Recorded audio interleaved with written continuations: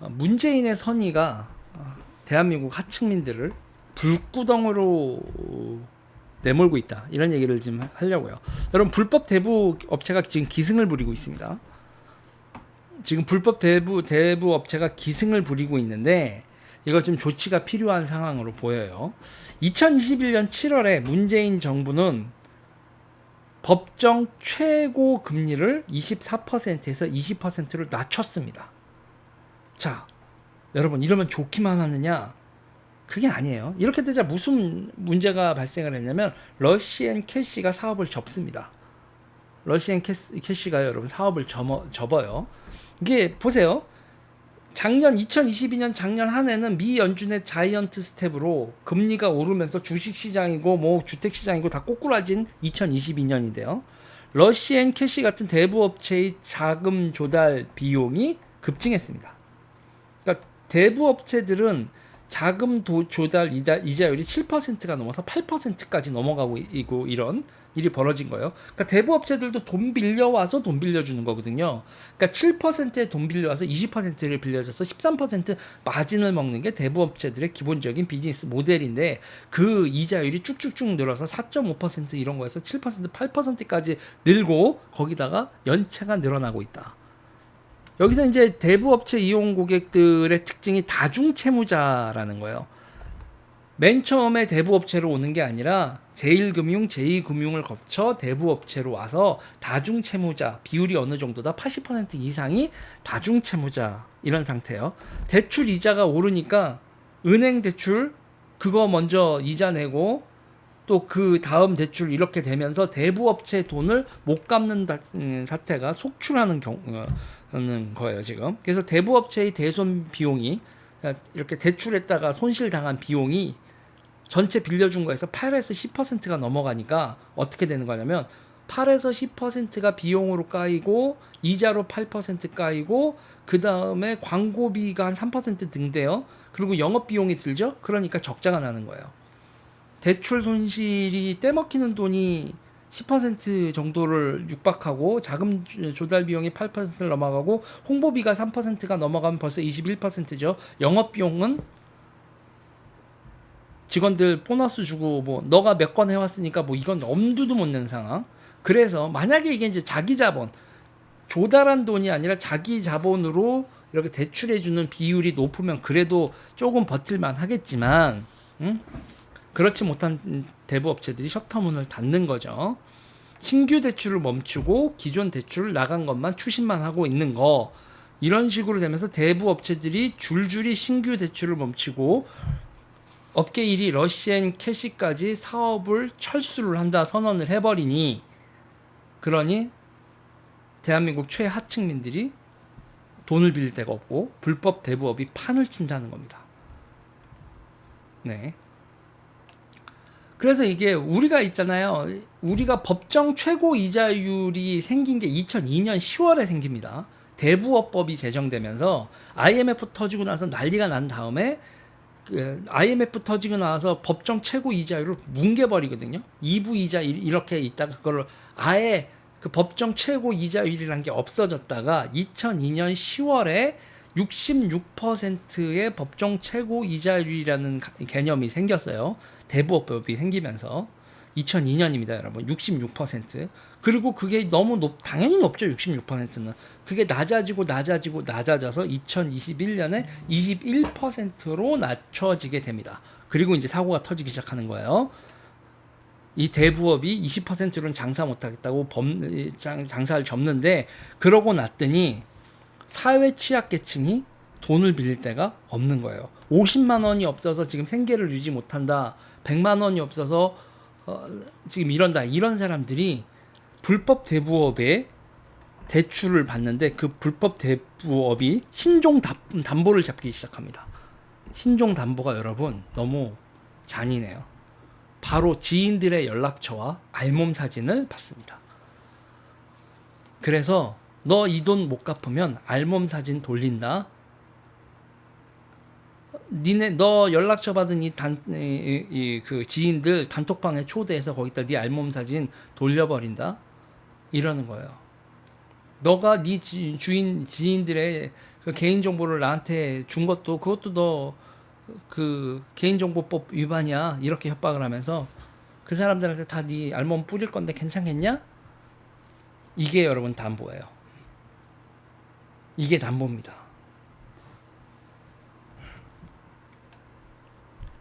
그리고 직업알선, 작업알선 등이 이루어지는데 차명계좌, 너 통장 하나 만들어라. 거기로 돈 얼마 갈 테니 갈 거고 거기서 네 이자 이렇게 까줄 테니까 그 돈 들고 여기로 와.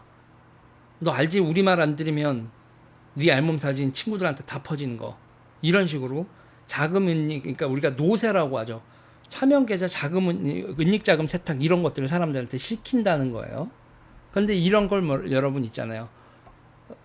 마약 자금, 그리고 불법 도박 자금 이런 식으로 은닉돼야 될 자금들 같은 게 이런 식으로 사람들을 몇 가지를 잡고 흔들어 대고 있다는 겁니다.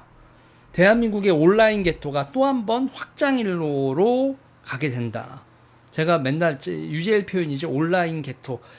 눈에 보이는 슬럼이 아니라 온라인에 슬럼이 있다. 온라인에 개토가 있다. 범죄지 우범지대가 온라인에 크게 형성이 되고 있고 거기서 뭐 별의별 거래가 다 되고 있다. 이거 통제하지 않으면 우리나라 큰일 난다. 이거 제가 맨날 얘기하는 얘기인데 이 지금 법정 최고 이자율이 20%로 낮아지고 나서 또 한 번 대부업이 제도화돼 있던 대부업이 온라인 개토로 넘어오고 있다. 네. 해결책은 여러분 법정 최고 이자율을 현실화하는 걸 텐데 여러분 현실을 관리해야지 명분에 집착하면 나라가 망한다. 문재인이 사람들 불쌍해요. 이자율 20%로 법 낮춰줄게요. 그 이상으로 이자를 못 받게 해줄게요. 라고 한 게 그게 지옥문을 연 거예요.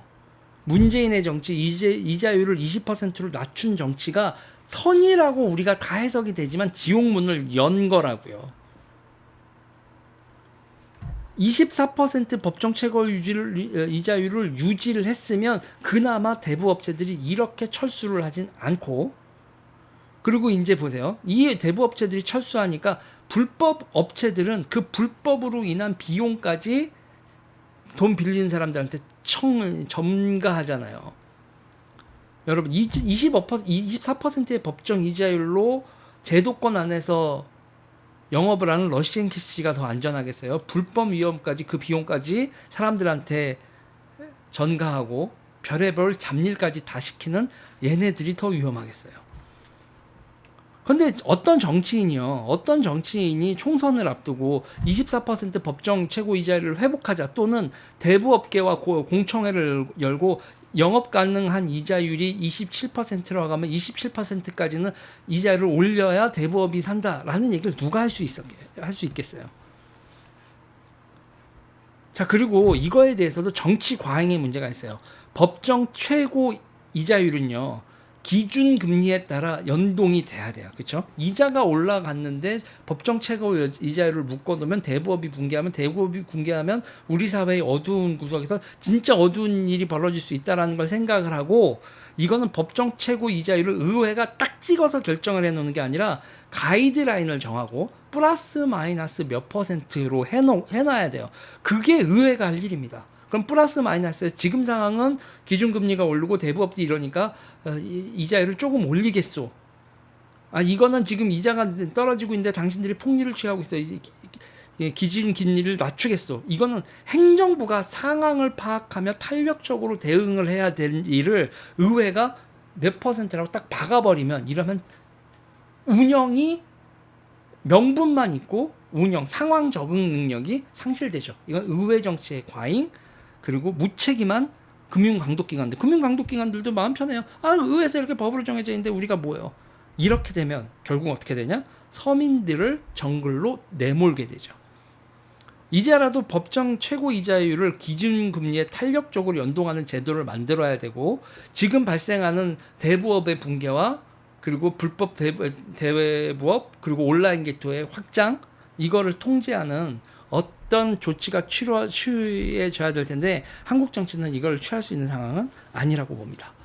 그래서 저는 이 얘기를 하고 싶어요. 항상 제가 하는 얘기잖아요. 명분론에 집착하지 말고 이념에 집착하지 말고 현실을 관찰하고 통제하라. 우리가 진리와 도덕보다 우리가 더 알아야 할 건 프로세스입니다. 프로세스. 이게 이런 현상이 이런 과정으로 발생하고 있다. 뭐 믿음, 소신 이런 거보다 훨씬 더 중요한 인지작용은 프로세스를 이해하고 노잉이 아니라 안다라는 거하고 여러분 언더스탠드는 다른 거예요. 프로세스를 언더스탠드하고 그 다음에 컨트롤을 하는 게 정말 중요하다. 근데 우리는 아직도 전근대적 사고방식, 믿음, 명분, 도덕 이런 거에 사로잡혀서 지금 벌어지는 참혹한 현실을 오히려 우리가 정치가 조장하고 있다. 제가 요새 제 생각이 갈수록 체계화가 되고 있는 걸 좀 느껴지는데